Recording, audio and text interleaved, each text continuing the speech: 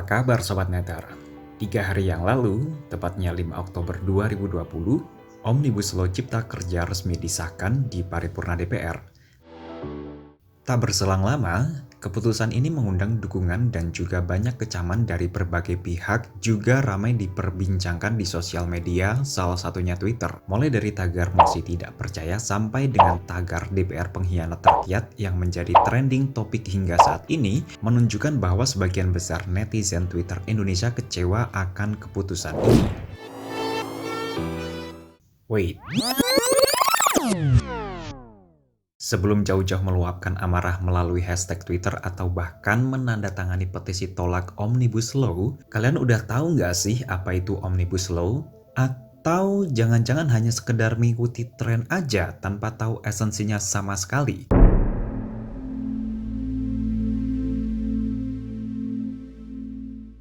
Nah, di sini Kompres akan memberikan pengertian umum terkait apa itu Omnibus Law, juga membahas pro kontranya yang telah menggegerkan khalayak publik. Sebelum nonton lebih jauh video ini, klik tombol subscribe dulu, like dan komen sebagai bentuk dukungan kalian pada konten Kompres. Mengacu pada artikel kontan.co.id, Omnibus Law atau Omnibus Bill merupakan suatu rancangan undang-undang yang terdiri dari sejumlah bagian terkait tetapi terpisah yang berupaya untuk mengubah dan garis miring atau mencabut satu atau beberapa undang-undang yang ada dan garis miring atau untuk membuat satu atau beberapa undang-undang baru.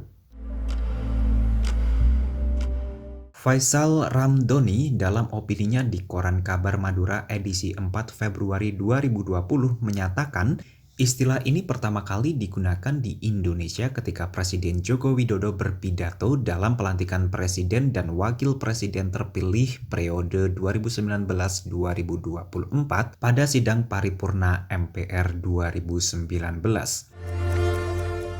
Konsep ini sering digunakan di negara-negara yang menganut sistem common law seperti Amerika Serikat dalam membuat suatu regulasi. Regulasi yang dimaksud adalah membuat satu undang-undang baru untuk mengamandemen beberapa undang-undang sekaligus. Omnibus Law yang sedang digodok oleh pemerintah Indonesia akan menyasar 3 undang-undang besar, yakni Undang-Undang Cipta Kerja, Undang-Undang Pemberdayaan UMKM, dan Undang-Undang Perpajakan. Hal ini dilakukan sebagai bentuk upaya pemerintah dalam meningkatkan iklim kemudahan dalam investasi, pengurangan angka kemiskinan dan pengangguran, hingga menekan laju inflasi. Pengesahan undang-undang ini disambut positif oleh sejumlah pengusaha, UMKM, dan pemerintahan. Mereka percaya bahwa Omnibus Law ini akan memudahkan iklim investasi di Indonesia karena peraturan yang tumpang tindih telah diganti dengan penyeragaman kebijakan pusat dan daerah. Di sisi lain, kebijakan ini akan menghemat energi pemerintah, baik secara administratif maupun politik. Lalu, mengapa undang-undang ini mengundang protes dari sebagian besar kalangan masyarakat?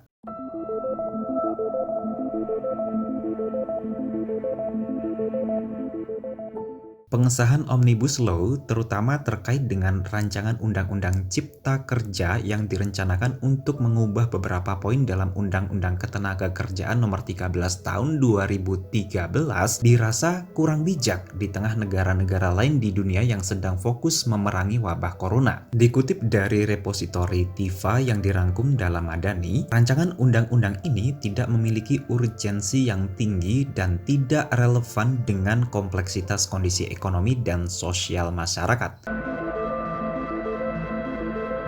Mari kita lihat lebih jauh lagi. The Economist tahun 2019 menyatakan Indonesia menempati urutan ketiga Asia, selisih tipis dengan Cina dan India sebagai negara yang diminati untuk meningkatkan investasi. Saat ini, penghambat investasi Indonesia berada pada masalah korupsi. Jika Omnibus Law dianggap sebagai upaya reformasi birokrasi, artinya pemecahan masalah yang dilakukan pemerintah justru melompati akar masalah serta tidak tepat guna dan tepat sasaran. Kualitas investasi Indonesia sangat timpang dengan dominasi infrastruktur yang mencapai 75%.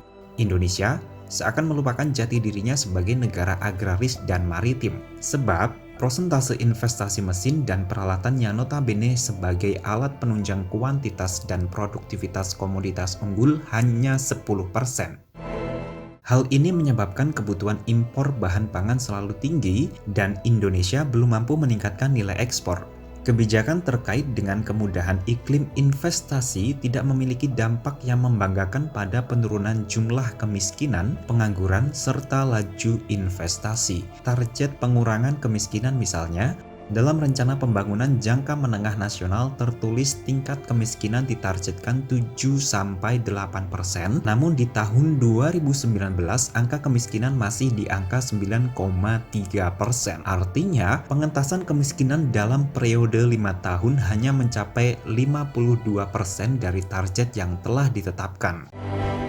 Selain itu, terkait pengangguran, tercatat target 4% di tahun 2019, namun pada tahun 2019 jumlah pengangguran masih di angka 5,2%. Gak hanya sampai di sini loh guys, isi dari rancangan Undang-Undang Cipta Kerja sendiri dinilai sangat menguntungkan pihak investor dan mendiskriminasi kepentingan kaum buruh. Beberapa di antaranya seperti pasal 59 ayat 1 huruf B yang disebutkan bahwa pekerjaan yang diperkirakan penyelesaiannya dalam waktu yang tidak terlalu lama.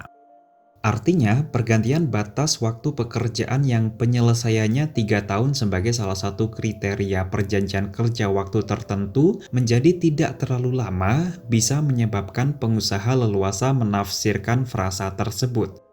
Berdasarkan pasal 59 ayat 4, pengaturan mengenai perpanjangan perjanjian kerja waktu tertentu dialihkan untuk diatur melalui peraturan pemerintah.